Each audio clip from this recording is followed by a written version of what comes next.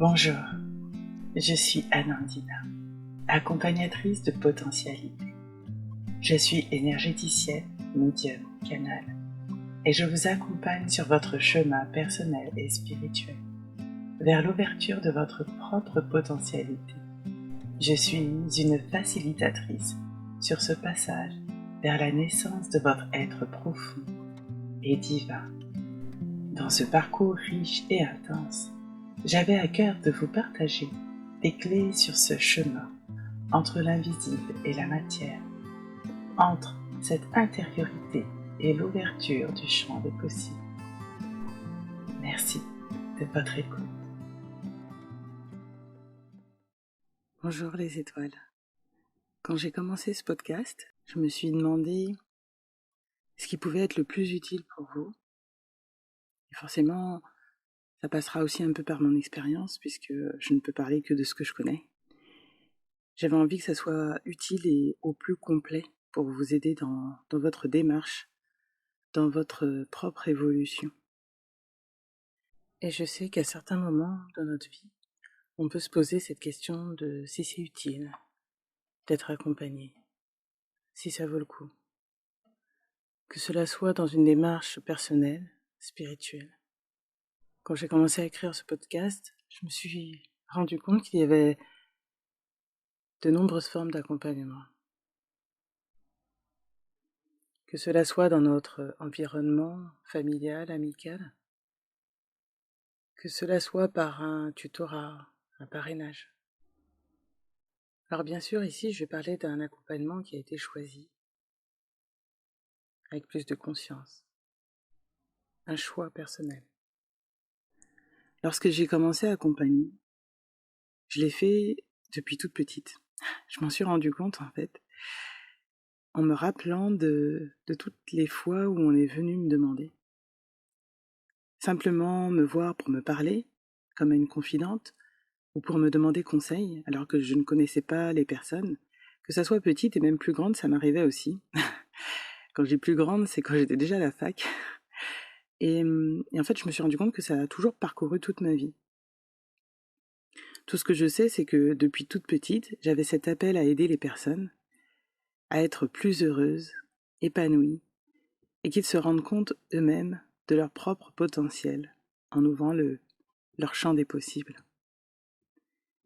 Mon leitmotiv interne a toujours été le même, celui de la recherche, de la curiosité, de la découverte, d'une meilleure compréhension de mon monde intérieur et extérieur, le partage, et cet appel à ce que chacun découvre ses propres aspirations profondes et ses ressources propres.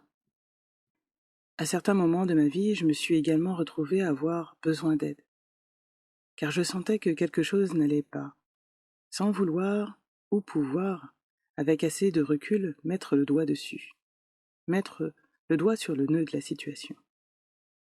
À l'époque, les seules personnes ressources que je connaissais étaient les psychologues. C'était une approche que je connaissais puisque j'avais voulu moi-même me former à cette pratique. J'avais à l'époque besoin d'une personne extérieure à mes problématiques et à mon cercle familial et amical. À ce moment-là, je me suis demandé est-ce utile d'aller rencontrer un psychologue, un thérapeute, et plus tard, une magnétiseuse. Je me suis sincèrement demandé si j'en avais besoin. Et c'est la même chose pour ma première séance d'hypnose transpersonnelle. Et je me suis rendu compte que je m'étais posé les mauvaises questions, si mauvaises questions il y a. Mais ces questions, on pourrait dire entre guillemets mauvaises, nous aident à cheminer quand on prend conscience que finalement, la formulation n'est pas la bonne. C'était qu'est-ce qui m'avait attiré vers. En tout cas, c'est les questions que l'on peut se poser avant de prendre contact avec un praticien holistique, un médium, un énergéticien, un chaman, un thérapeute, une médecine plus conventionnelle. Car pour moi, il n'y a pas de distinction lorsque l'on se sent attiré par une approche, car elles peuvent être complémentaires. Alors, je vais vous spoiler le podcast sur cette fameuse question « Être accompagné dans une démarche personnelle et spirituelle, est-ce utile ?» Eh bien, la réponse est oui et non. Ces deux réponses coexistent en équilibre jusqu'à un certain point. Alors déjà, je vais commencer par pourquoi le oui. Le fait de contacter un praticien, un thérapeute, un énergéticien, que cela soit pour une approche conventionnelle ou des pratiques alternatives, holistiques, que cela soit sur des plans plus tangibles ou subtils, c'est à des moments où il y a un élément déclencheur. Cela peut être interne ou externe. En tout cas, c'est un déclic qui se produit dans le corps ou en sensation. Cela peut être un moment où on sent que l'on perd pied, un besoin de soutien ou de prendre du recul, une période où l'on sent que l'on passe à un nouveau cap. C'est un engagement pour soi, où on investit en soi vers plus d'élévation, d'expansion, sur une thématique ou plus largement dans sa vie. C'est un appel très fort à l'intérieur de soi. On va le percevoir différemment. C'est j'ai envie de savoir. J'aspire à plus sans savoir comment. Je souhaite. Je veux autre chose dans ma vie. Ça ne me suffit pas. Je me sens trop à l'étroit. Je ne sais pas où est ma place. Pourquoi je me retrouve toujours dans ce genre de situation ou avec ce type de personne? Un ça suffit maintenant. Ou encore un ça y est, j'en ai marre. Dans la majorité des cas, les êtres humains sont experts pour endurer très fortement l'inconfort, la souffrance et la non-expression de soi avant de dire stop. Heureusement, cela se passe aussi avec plus de douceur. Je vais enfin prendre le temps pour moi. Cela fait un moment que cela m'appelle, que je sens le besoin, la nécessité d'y aller. C'est souvent pour ceux qui sont plus proches de leur ressenti, de leur corps, et qui vont percevoir que quelque chose est vraiment inconfortable pour eux, ou le besoin de réponse est vraiment important, le besoin de sens. Je vous ai déjà parlé des contrats d'âme dans le dernier podcast.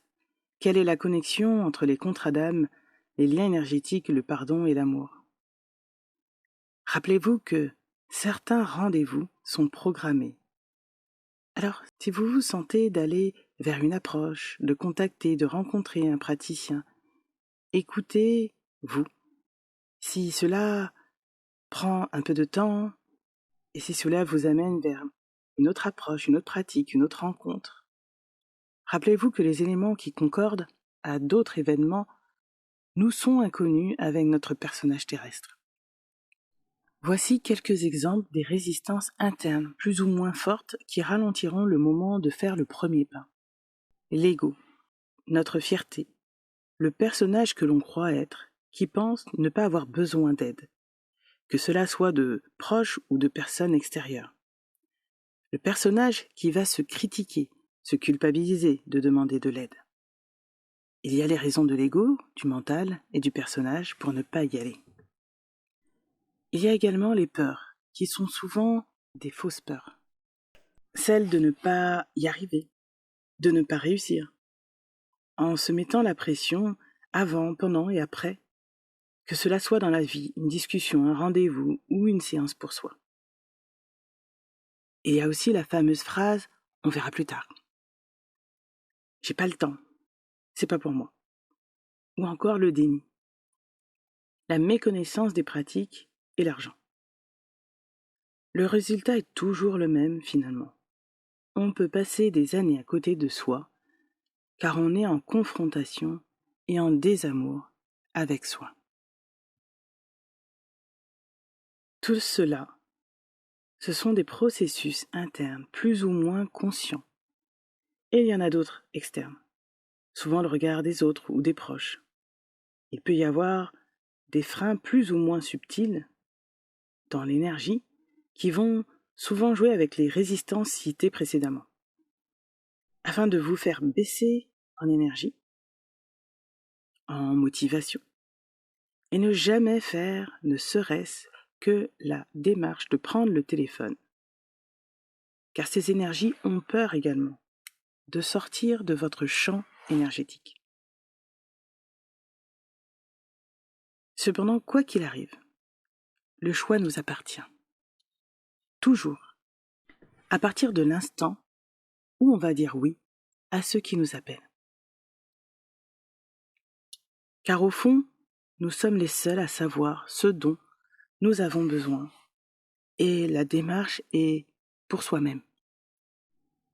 Dans mes pratiques, ce qui revient le plus souvent, c'est pour faire un point, demander des éclairages, des soins, des libérations énergétiques, de la rémédiation avec des parts d'eux-mêmes qui ont eu des traumatismes, ou bien encore le souhait d'expérimenter par eux-mêmes cette expansion de conscience, notamment en hypnose spirituelle régressive.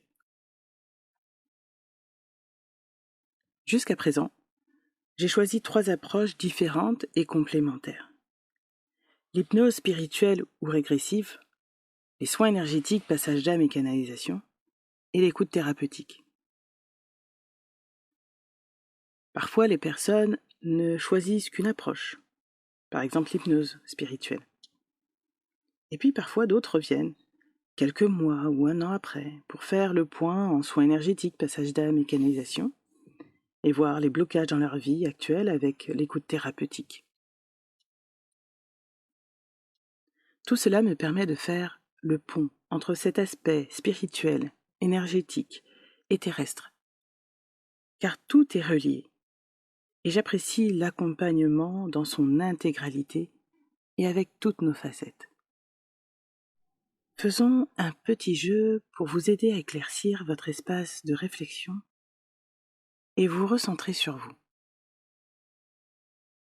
Prenez le temps de faire une pause, 2 à 3 minutes, en respirant profondément.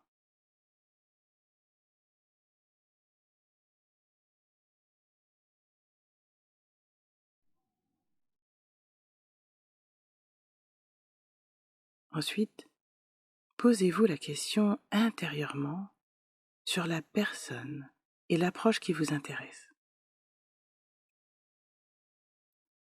Vous ressentirez une réponse et ou une sensation.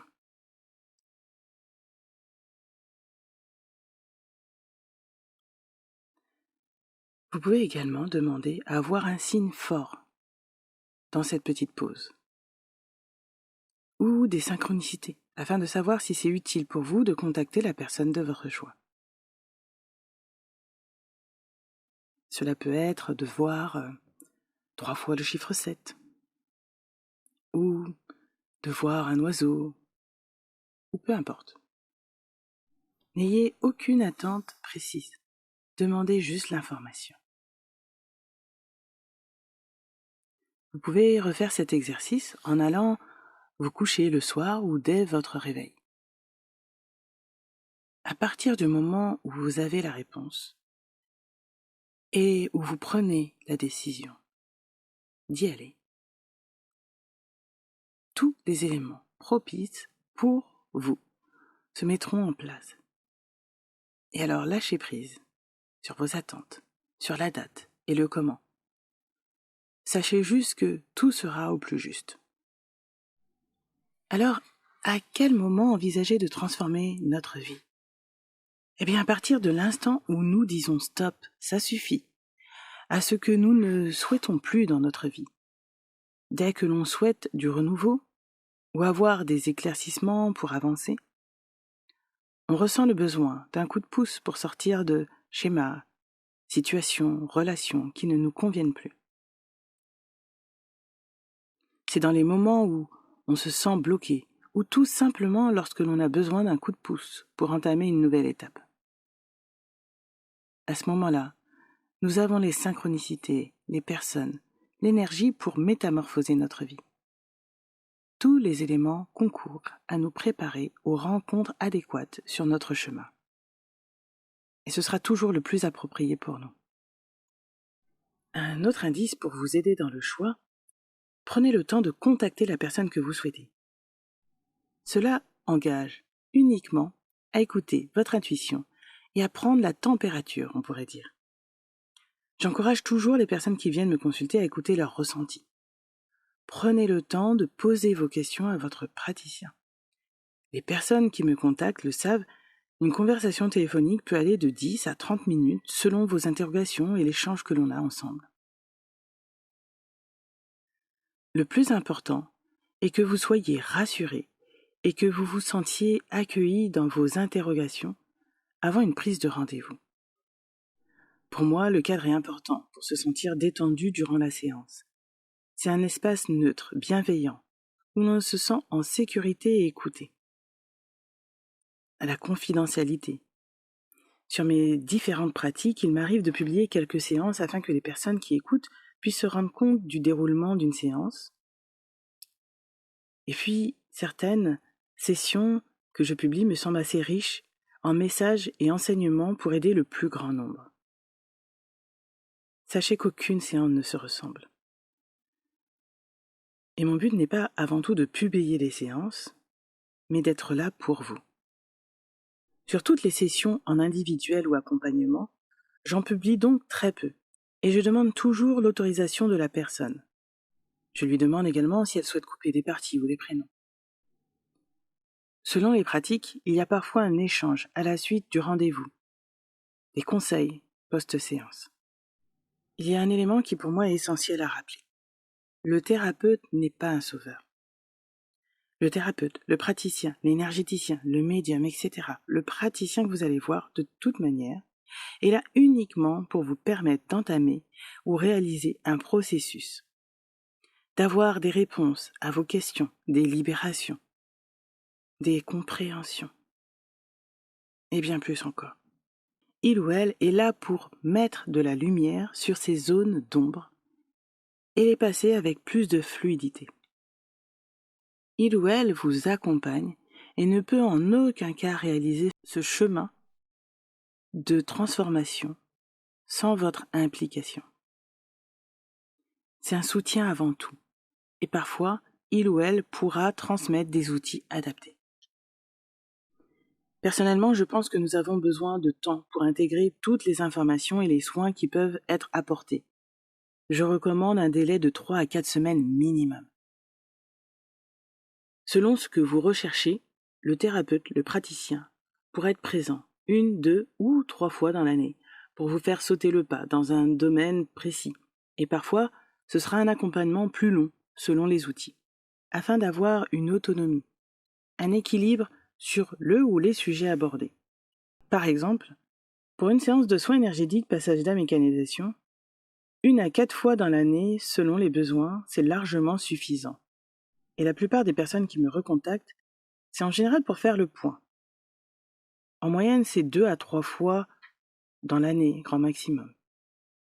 Pour les séances d'hypnose spirituelle ou régressive, 1 fois dans l'année suffit, car c'est une séance assez longue et riche.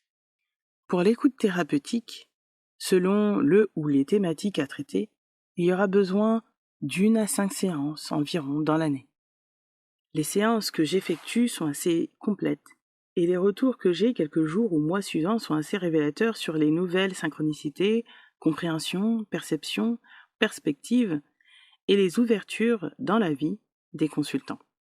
Je rappelle souvent aux personnes que dans mes différentes pratiques ou mes ateliers, mon objectif est toujours le même, celui de vous rendre de plus en plus autonome en ayant toutes les clés pour poursuivre votre route.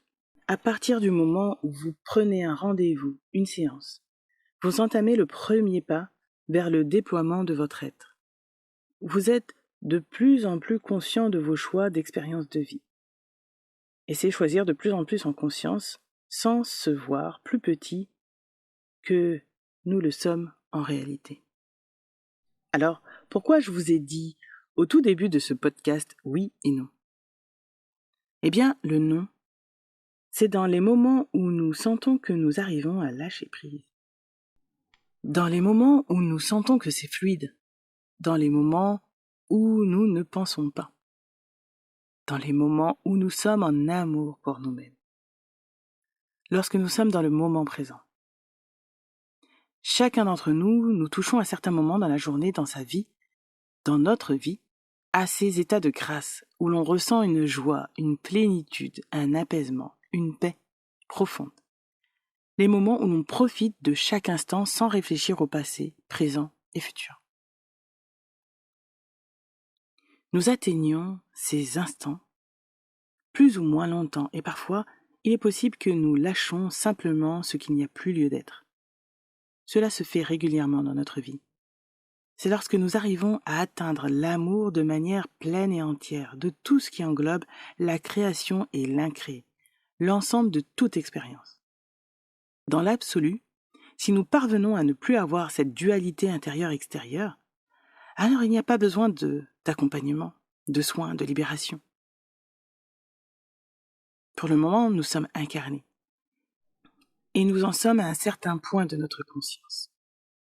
Nous sommes dans ce changement de vibration où tout est possible.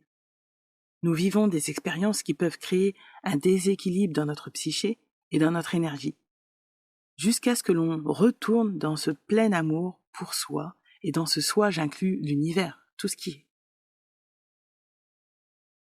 Lorsque l'on est assez à l'écoute et en amour de soi-même, on ressent les moments où on a besoin ou non d'accompagnement.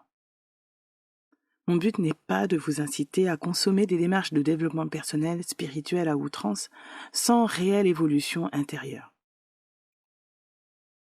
Simplement un rappel que cela demande beaucoup de courage, d'ouverture, de bienveillance et d'amour que de faire appel à du soutien à quelques périodes de sa vie, que ce soit pour tendre vers l'épanouissement ou tenter de nouvelles expériences sur ces plans de conscience d'amour infini. Alors je tenais à dire merci à tous ceux et celles qui font cette démarche pour un mieux-être dans leur vie. Parce que chacun et chacune, vous mettez un peu plus de lumière et de conscience en vous et autour de vous. Merci. Merci à vous tous. Lorsque j'ai écrit ce podcast, il y a une image qui m'est venue. Dans la vie, on peut tout faire seul. Tout. Est-ce que la vie est plus intéressante si on fait tout seul ? C'est la question. Prenons juste quelques secondes ou minutes pour imaginer. Vous êtes seul au monde sur une île déserte. Un nouveau-né sur une plage. Vous n'auriez aucun parent, personne pour vous éduquer, vous protéger, vous nourrir et vous donner de l'affection. Combien de temps pensez-vous survivre seul, ainsi ?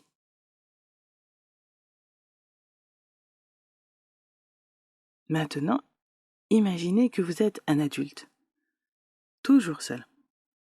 Vous n'avez rien, pas d'habits, pas de couteau, de nourriture, rien. Rien qui n'a été créé par les mains de l'homme. Vous allez peut-être explorer cette île. Vous allez peut-être vous construire une hutte, trouver un endroit pour vous abriter, une grotte. Vous apprenez à faire du feu, si vous savez ce que c'est. Est-ce que cela n'est pas déjà une aide ? Le toit au-dessus de votre tête, le feu, les habits, la nourriture, pour vous accompagner dans votre vie. Sans les habits, nous aurions froid sur Terre. Sans le feu, on n'aurait ni nourriture à cuire, ni moyen de se réchauffer, d'éclairer l'obscurité, de faire fuir les prédateurs, de créer des outils. Comprenez l'idée. Et maintenant, allez plus loin. Parfois, nous avons besoin d'un outil, d'une technique, d'un stage, d'une session individuelle, collective, pour nous aider, pour nous donner l'élan nécessaire sur cette nouvelle étape, ce nouveau palier de conscience et d'ouverture à soi. Nous venons tous expérimenter et poursuivons notre propre expérience en co-créant.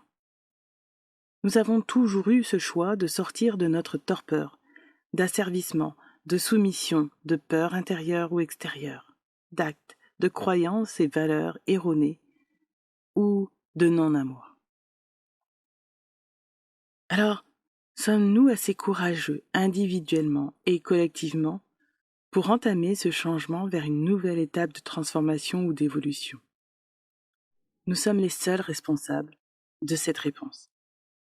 Il ne s'agit aucunement de réfléchir, d'entamer, d'amasser une connaissance théorique et mentale.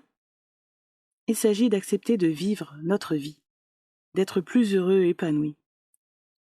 Nous incarnons tout ce changement intérieur vers l'extérieur. Alors aujourd'hui, quel est notre choix ?